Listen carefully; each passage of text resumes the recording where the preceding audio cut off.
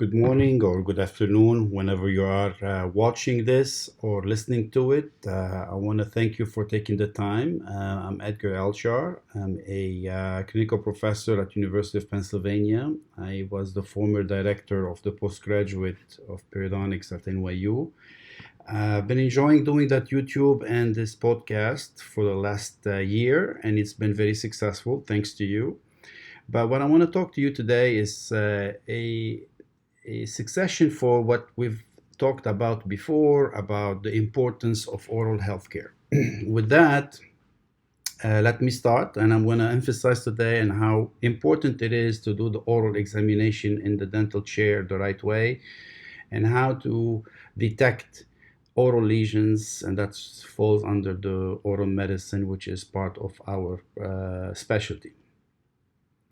So oral health, and in particular oral medicine, it will be divided in multiple points, going from malignancy to viral infection to anatomical, autoimmune, inflammatory, and genetic malformation.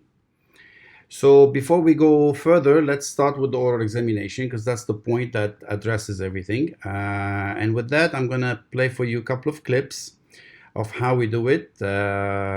So if we look at this one now, how we gonna address the oral examination of the soft tissue.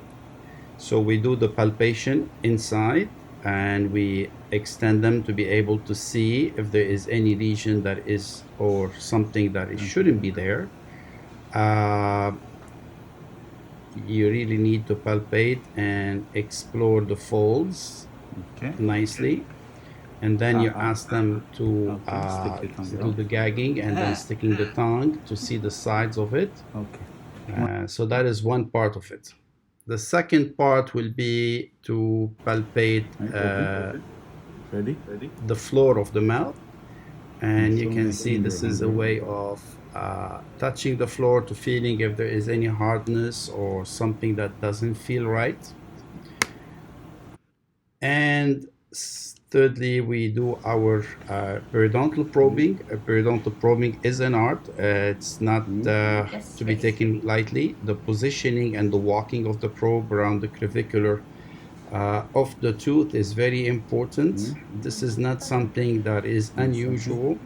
We need to have it done on every visit for hygiene visits, because this is how we can track the changes that happens. This is along with the radiographs that they are majorly important, because that's how we can make a good diagnosis and would see the rate of progression if there is any periodontal disease to start with. So this is the way we do the probing for the molars. We use the neighbor probe, and the molars, mandibular molars, have two sides, only the buccal and lingual, meaning the cheek side and the tongue side. And then when we go for the maxillary molars, look at how we position the probe, because it has to be going into the coal. That's very important. That's why we find differences in numbers between examiners. So you have to position it, tilt it to get to the coal. That's very important. And secondly, we do the furcation of the molar. Maxillary molar, the buccal, and is centered, obviously. The distal is centered between the cheek side and the lingual. You can do it on any side. When we're going to do the mesial side, you have to come from the palate side, otherwise you cannot get an accurate statement. So with that, we finish before we finish, we go to the mobility, and the mobility of the tooth can be done either by having two fingers touching it, or by the ends of two instruments. This is the way we did it at NYU. Originally, we named it the Miller classification. And after that, we do the mucogingival line, which depicts for us the amount of keratinized tissue. You can see the line here vividly, because there is a melanin pigmentation, and we start measuring 3 numbers on each tooth to determine the amount of keratinized tissue. This is very important because after that you will do also the recession around the teeth. And then when you do all of this, and this is again another depiction of the this without a melanin pigmentation person, you'll see where the line is, and this is how you start measuring. So once you've done all of this, then you have completed your periodontal charting. Now, the importance of periodontal charting is not a new protocol. This is something that has been over and over the years. Now, you can see the red dots is the bleeding points. You can see I circled the CAL because that is the clinical attachment level that's done between computing the probing and the recessions. And then you can see also the mucogingival line, and that will tell you amount of keratinized tissue. And the red dots, as I said, this is the bleeding point. Sometimes you can get pus, we put it yellow. And you measure also the amount of plaque, heavy or mild. So all of these things are important. Will become the roadmap for the clinician and for the patient. This is their baseline, and then you change it over the years or every 6 months. At least once a year it has to be redone, and a quick check should be done on every visit to make sure that the condition is stable or there is some changes.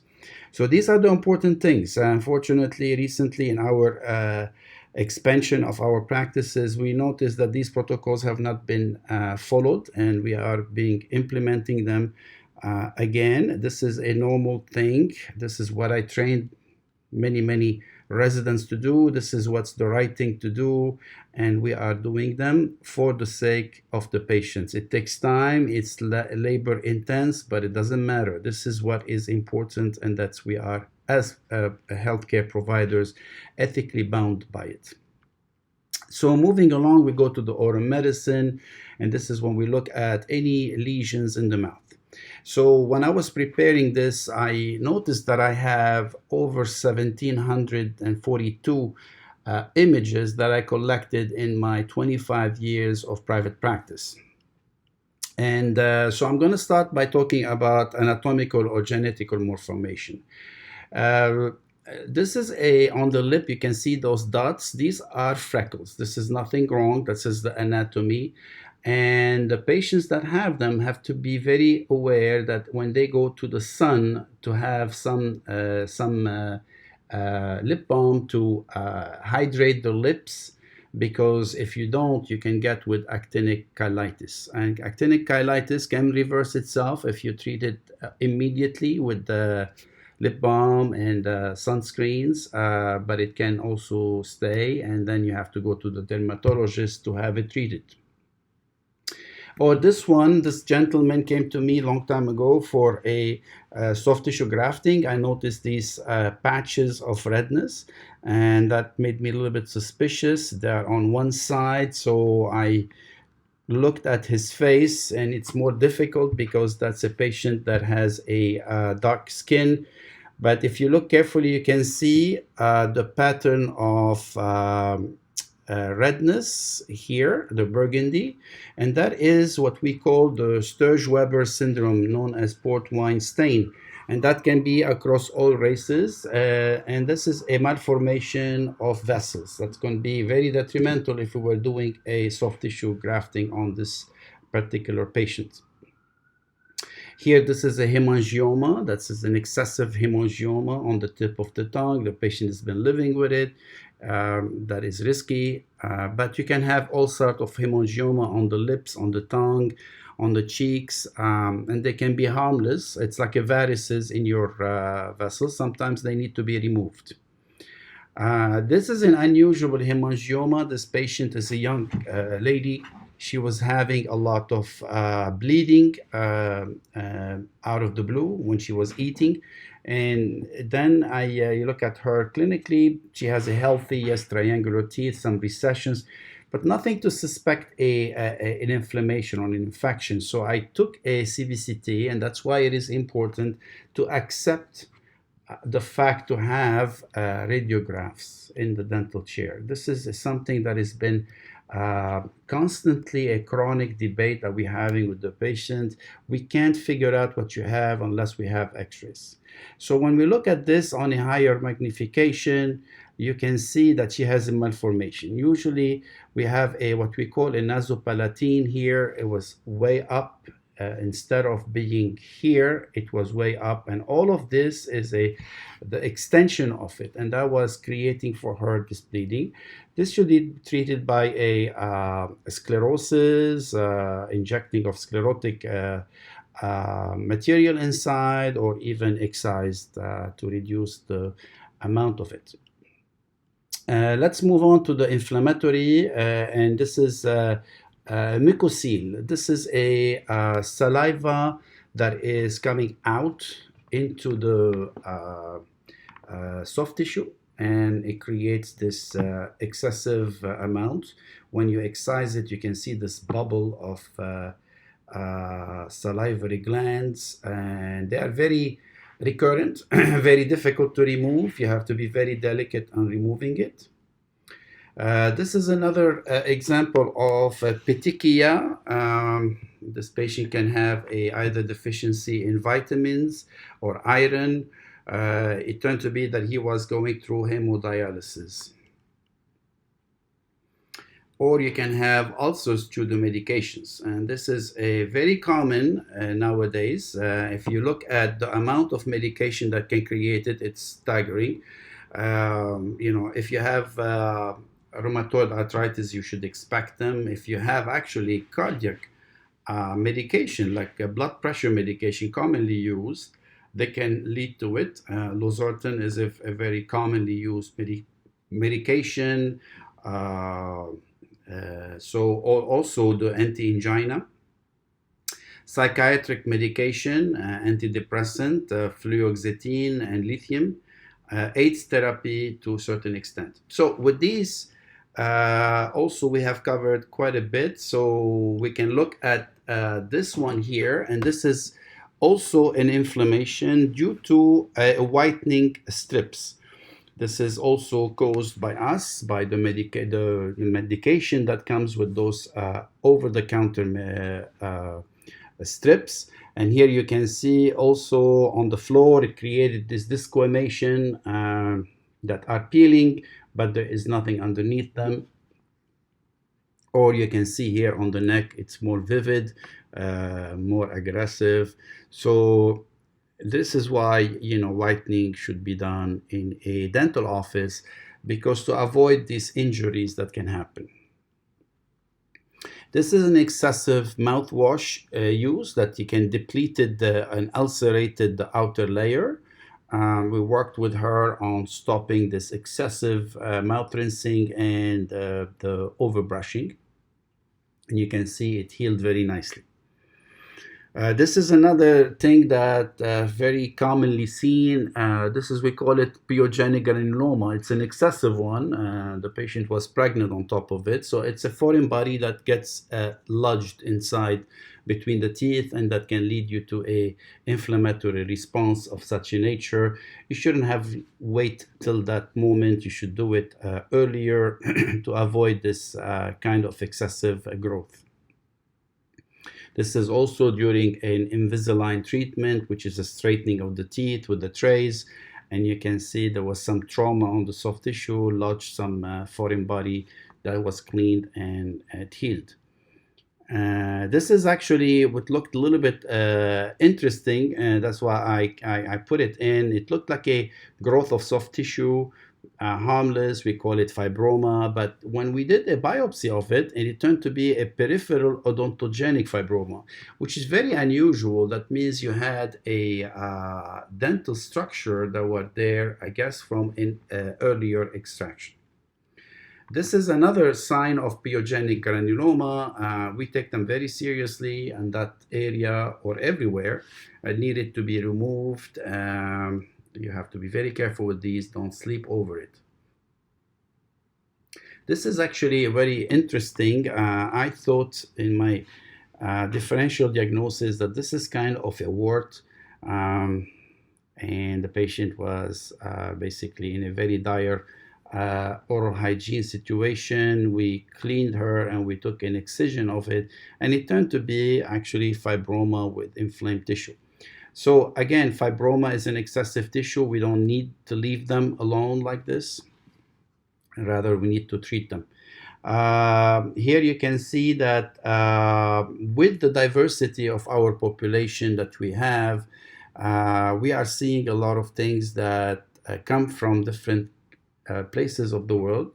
This is the betel nut chewing. It's very common in South Asia, India, Pakistan, Taiwan, Vietnam. You will see them. And I have seen them personally when I went to give a lecture in Taiwan, and you can see these booths of stores on the streets that they sell them, and they are mainly given to workers, construction workers. But here, this is a very well educated person. He is a stockbroker, but he comes from India and he wants to work long hours, so he uses the betel nut chewing because it gives you a boost, natural boost, but unfortunately it affects the cheek, and this can turn to a precancerous. This is also very common in the southern part of the United States. Is the tobacco chewing. You put tobacco under your on the vestibule between your cheek and your teeth. I've seen it when I served in the U.S. Army a lot. You can see the striation, very classic of it. It's like a tire. They can be harmful, although they say that it's harmless, but it can be harmful because you're changing the texture of tissue, and it's a constant trauma to the tissue. Things can change and go out of control. So I highly recommend people that want to do chewing tobacco to reconsider it or to stop this habit. These, what we call them, the geographic tongue. These are harmless. They have this topography. That's why they've been called the geographic tongue. It's a depletion of the outer layer with line of demarcation. Sometimes they don't have any symptoms. Sometimes they do have symptoms, like this patient. And we had a long debate between me and my associates, and I told them this is a geographic tongue. They didn't think that I was right. We biopsied it, and it came out to be a geographic tongue. Not that I'm saying that I'm smarter or anything, but you can see the texture here. You can see the delineation of the lines, but nevertheless, they were right. We needed to biopsy because anything like this with symptoms, the patient need to have an answer, and it came to be a geographic tongue. These are fibromas. This is a sucking tick that you do it on your cheeks, and we've been able to, you can remove them, and this is a habit that the patient keep doing it, and they can grow with time. The question is, do you really need them? It's more aesthetic. Yes, definitely you remove them. It's better because they can grow a lot and become more difficult to remove. You can have them here on the tongue. Now, I want to, walk you through this. Don't take them lightly, because a round elevated lesion like this can be fibroma, but can be also papilloma, which is a verruca vulgaris, or it can be an HPV. So I don't take them lightly. I like to biopsy them and remove them. If they are a fibroma, be it. If it's a HPV, we did a favor to the patient. And this is also a biting on the tip that led to, also on top of it, to a trauma. And you can see these are also, we call them hyperkeratinization. Basically, it's a friction on the dermis, which is the oral tissue, and it's the same as it happens on the hands with calluses and on the feet. The excessive friction can lead it. I don't take them lightly. I don't like them. I like to have a diagnosis, and if there is some dental cause for it, which is mainly the reason why we have them, then we have to fix it. It's either a filling that is broken or chipped, or a tooth that is fractured, needs to be fixed. So again, for the patients, don't take them lightly. Come back and have them done, because I'll show you another thing. This is another bite of the cheek, but we will get to a one more interesting. Again, hyperplasia. This one. Here I want to give credit to my associate, Dr. Danskin. She pushed me to biopsy it, and luckily we did that because it came out to be a truly an epithelial hyperplasia, hyperkeratosis, but with candida, meaning a fungus. And so we treated this patient accordingly for that, and he still needs to fix that area of it because he has a tick of biting his tongue over that. So we don't take anything in the mouth lightly. We should investigate it, and we should be very adamant about it, not to scare the patients, but rather to give them an answer. We get to the viral infections. This is also a very, can be an innocent, but I don't take them for granted. I biopsy that, and it turned to be an HPV. You have here also in the palate that they turned to be a verruca vulgaris, which is a wart. So you don't have to have them in the mouth. That's something that need to be removed. That's another example of it. That's why oral examination is extremely important. Taking the mirror around the back of your teeth, that's very important. Look at this one. This one, it could have been misread and told that this is a fibroma. It turned to be an HPV. Again, I removed it, and it was big surprise. Look at this tongue. It had two sides to it. One looks like a normal soft tissue, rounded, cauliflower shape. The other one had this lines coming out of it. I biopsied both of them, and each one turned to be of a papilloma, which is one is the regular wart that you can get on your hand. The other one is viral, and that's needs to be treated and always inspected this patient to remove them. Look at this one. There's very little point. You can't even see it. This is the white point, and we removed it. You can see it here on a higher, closer up, and we removed it, and it turned to be a viral. So again, we don't take anything lightly. Look at this on the chewing line that we call it linea alba on the cheek. I didn't like the fact that there was these lines coming out. I biopsied it, and it turned to be also a viral infection. So the virus, HPVs are was a big drive on them, and it died off. And then there was another drive in 2018, and I think with the COVID, things have subsided. It's very important to do an examination. They can turn into malignancies. We don't take them very lightly, and that's why you can have them on every person. You will be surprised.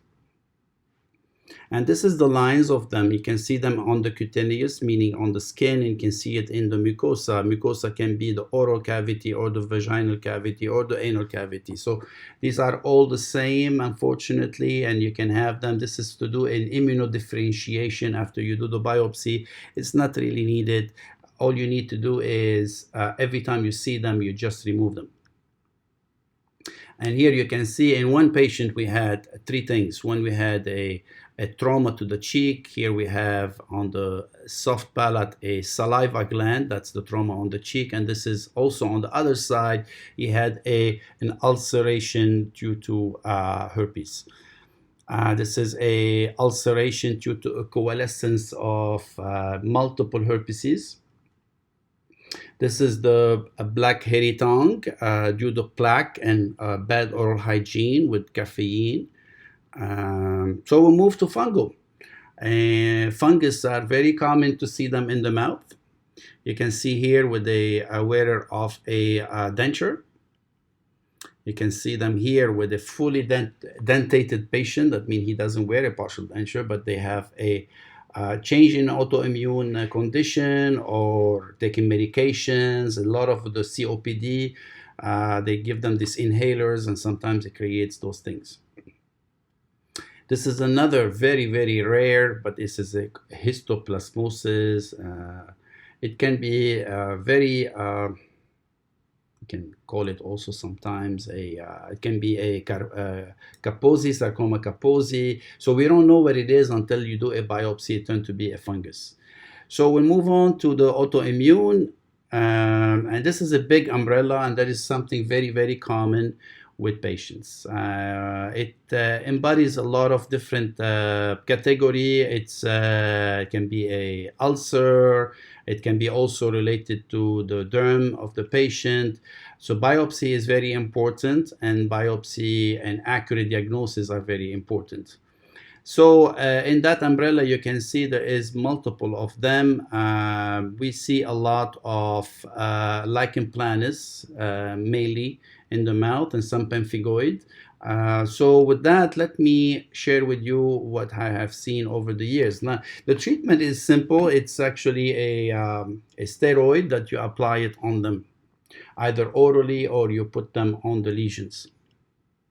This is a classic desquamative. It's a peeling of the outer with the exposure of the underneath. You can have it also here on this patient, the same figure. Or you can see them like this. This is a lupus. Patient knows that she has a lupus. And move to the lichen planus. This is the most common one that we see. It can affect the skin and the mucous membrane, meaning the oral cavity and the skin on the outside. So it's still unknown why it comes, but it's mainly an immunological feature. And the interesting part, it can appear at late in the age and more common in females. There is a predisposition to it in the oral cavity than the outside. And 10 to 20% of patients with lichen planus demonstrate oral as well as cutaneous, meaning on the skin. This is the classic look of it. This is a lattice shape. It can be also with melanin pigmentation if you have melanin pigmentation. This is also a very different pattern. So you can see the center of the erosion and the lines, but these were very different pattern. Heavy smoker, so we did a biopsy, it turned to be a lichen planus. Or you can see it like this patient, very unusual on the gingival margin, but rather when we spoke with the patient, the biopsy was not conclusive. So she told us that she had it on her skin and she did have a lichen planus, but she did not tell us this in her questionnaire. So again, you have to be very investigative and ask about lesions in the body. This is another look of it, totally different. And you can see it here around the neck of the molar and on the outside side, tongue side and cheek side. It can be like this, just a patch of redness. So a lot of description that can be different. Look at this one. This was a big surprise. It turned to be a lichen planus. So this is an erosive. That is a multiple injury, especially this patient was an Asian patient. So that shows you that can be on every race. And he eats a lot of spicy food. When he stopped eating the spicy food, started healing. You can see the scarring that is forming, and you can see the healing of it. But you have to change habits. This is very difficult for patients sometimes. So moving along, this is another patient that I have been treating for a long time, and that's one of the reasons you need to have a good relationship with the pathologist. Because in this case, when he came to me, he was given a dysplasia, meaning changes of the soft tissue. And that is a precancerous. And the patient, I can never forget him. He was sweating from panic. And you can see, if you look carefully, this is not really other than a lichen planus. So, and it's healing here. I gave him that ointment, but you can see the amount of scar that formed. And that's one of the problem with the erosive. So when you can see that it is really scary when you see the diagnosis that they did on him. But when I spoke with the pathologist of the time, God bless her soul, Dr. Fallon, and we went over it together on the slide with the clinical picture, then we have reconfirmed that this is a lichen planus. And that's why it is so important to have a good relationship with the pathologist, because that's how you can differentiate and you can get to a correct diagnosis. You know, sometimes what they see on the slide does not correlate to the reality in clinical. And so the question become malignancy. And I'm going to put for you all of these points. But in reality, there is a big debate. And I remember vividly Dr. Fallon, and she was a gem, and she was a very well renowned in the field of, first of all, of detection of HIV early on. She worked on, and two, a lifespan on work on lichen planus. So she told me that over a million cases that she saw, only one turned to be a malignant. But regardless of all of this debate, it is the importance to be seen on a regular basis with your dental care, with people that know what they're doing, definitely helps. And this way, it can be under control. So malignancies, in the malignancies, this is the first case I've ever seen in my career. It was in 1998. They were coming for placement of implants. I did an oral exam and I saw that. So I get biopsies and turned to be vertigocarcinoma. It was treated very successfully. So that's one of only cases that I detected in my private practice over all of these years.